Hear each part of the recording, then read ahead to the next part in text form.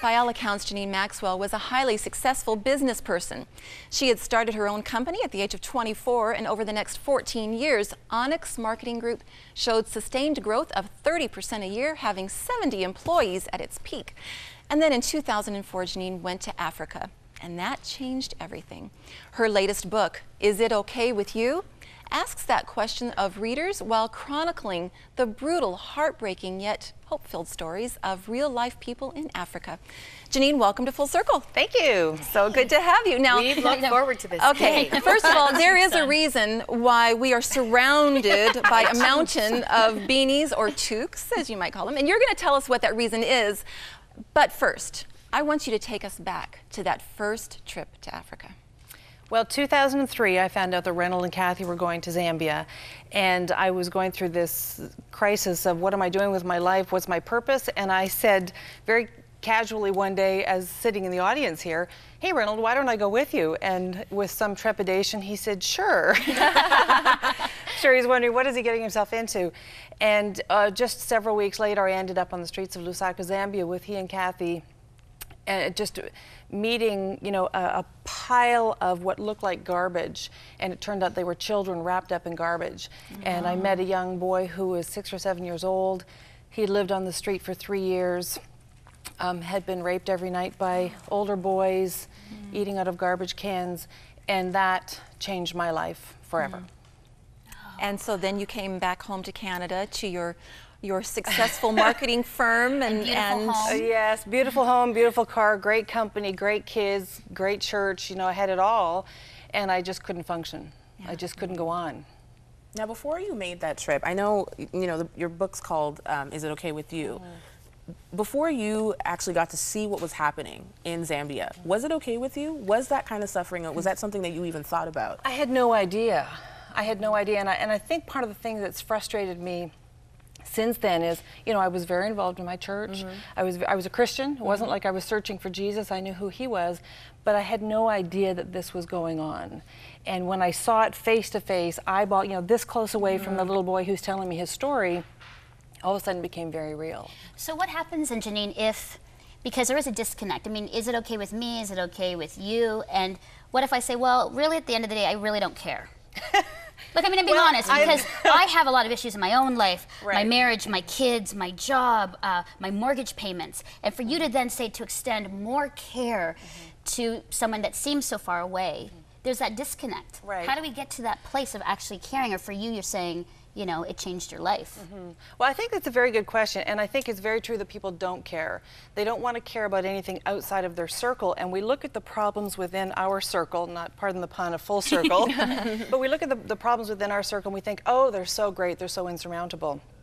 But as soon as you step outside of that circle, whether it's into your community or into someone else's community, or whether it's globally, and see that their problems, you know, we don't have 500,000 children living on the streets of Toronto like Nairobi does. We just don't have it. People will often say to me, you know, we have poverty here. You know, we need to help with the impoverished here. We don't have 5- and 6-year-olds living on the street eating out of garbage cans by the tens of thousands. We don't have a life expectancy of 29. We don't. We have it 78 here. So does that cause you, sorry, so those numbers, those realities should make us care, but we still are blocked by not moving or giving or helping? Well, I think often people don't move or give because they don't know how. It's that, okay, you know, Janine, I don't want to just get on a plane and go over to Africa. I can't just leave everything. And I think that's why the toques have been so exciting for people, because it's a way we're not all supposed to go and just change the world, but what we can do is change it within our own gifting. And I mean, these hats are a great example of that. And in fact, you were seeing for the first time today a 3-stanza poem, just one of the expressions of gratitude for this project from a viewer. Don't worry, I'm not going to read the whole thing, but she starts the 3rd verse.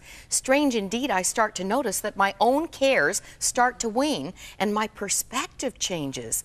I notice I have joy again. My troubles have not disappeared, but I'm considerably cheered that knitted toques bring new hope and help a little one to cope. Here's a person who's reached outside herself, done what she can do, and her whole worldview has opened up.